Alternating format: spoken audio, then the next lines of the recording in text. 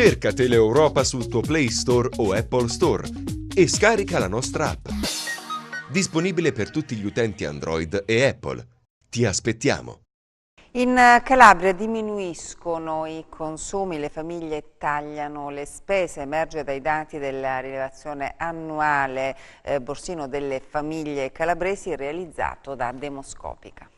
Le famiglie calabresi devono far quadrare i bilanci familiari. La crisi non è ancora alle spalle, anche se ci sono timidi segnali di ripresa. In Calabria gli oltre 805.000 nuclei familiari nel corso del 2016 hanno stretto la cinghia. Tra il 2015 e il 2016 la diminuzione del reddito disponibile delle famiglie, meno 0,9%, si è accompagnata ad una contrazione della spesa per oltre 250 milioni di euro. I dati della rilevazione annuale Borsino delle famiglie calabresi realizzato all'Istituto Demoscopica dimostrano dunque quanto abbia inciso la crisi economica sullo stile di vita dei calabresi, che hanno tagliato le proprie spese mediamente di 316 euro a famiglia. Le famiglie calabresi si sono risvegliate più formiche che cicale, hanno deciso di modificare i propri comportamenti di acquisto, il proprio bilancio domestico, perché si sentono disorientate da un'economia che almeno negli ultimi 5 anni è stata altalenante nei tassi di crescita o decrescita.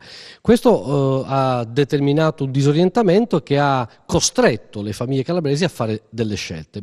In primo luogo un taglio complessivo di circa 254 milioni di euro nel 2016 rispetto al 2015. Hanno scelto prioritariamente di dedicare attenzione all'istruzione dei propri figli, per cui l'acquisto dei libri scolastici, al mantenimento dei figli all'università e nelle scuole, insomma tutto ciò che in qualche modo è un investimento per il futuro, e hanno deciso di sacrificare spese più superflue come i prodotti per la bellezza, i mobili, l'abbigliamento, le calzature. Tutto questo perché la coperta non è più vasta e le risorse cominciano a diventare scarse, si è ridotto il reddito disponibile e questo ha determinato un disorientamento e quindi, come le dicevo, una modifica dei comportamenti di acquisto. L'andamento dei consumi dunque è lo specchio del disorientamento delle famiglie calabresi. Allora, che fare? Bisogna azionare interventi di contrasto alla povertà che sono necessari ma non assolutamente sufficienti.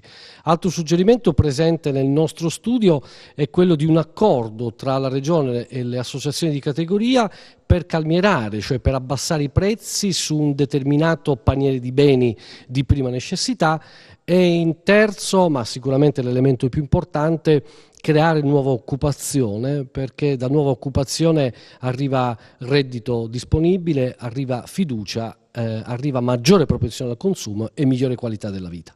Cerca Teleeuropa sul tuo Play Store o Apple Store e scarica la nostra app. Disponibile per tutti gli utenti Android e Apple. Ti aspettiamo!